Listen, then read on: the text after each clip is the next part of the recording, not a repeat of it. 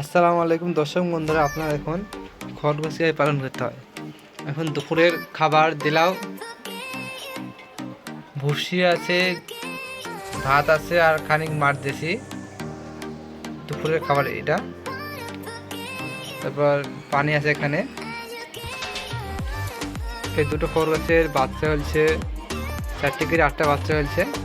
আপনাকে বাচ্চাটা দেখাবো। খরগোশের বাচ্চার কাছে চলে এসেছি। এখন ছেলে খরগোশটা এখানে রেখেছি আমি এই খাঁচার ভিতরে। একেও খাবার দিচ্ছি, একই খাবার। বাচ্চা খরগোশরা কি করছে দেখিবে।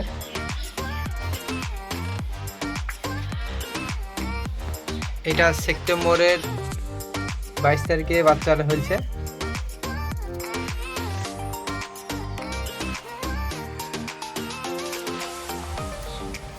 এটা সেপ্টেম্বরের 22 তারিখে বাচ্চাটা হয়েছে।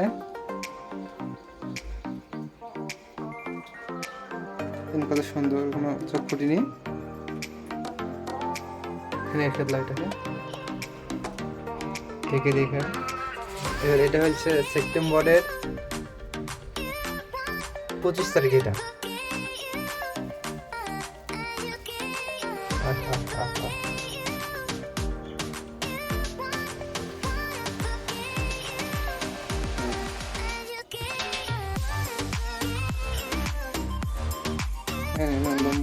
করছে বাচ্চা রেখে দিই।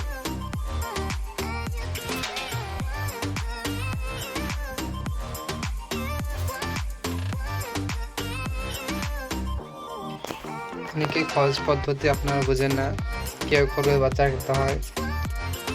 আমি প্রথম রেখেছিলাম দুটো পানির জারে রেখেছিলাম, কিন্তু ওগুলো তুলে দিয়ে ওগুলো কিন্তু অসুবিধা হয়েছে। কিন্তু এবার মায়ের কাছে রেখে দিলাম।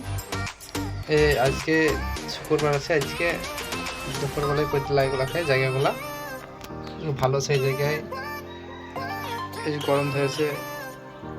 2 দিন অন্তর তুলোগুলো পরিষ্কার করে দিলেই হবে, কোনো সমস্যা নাই।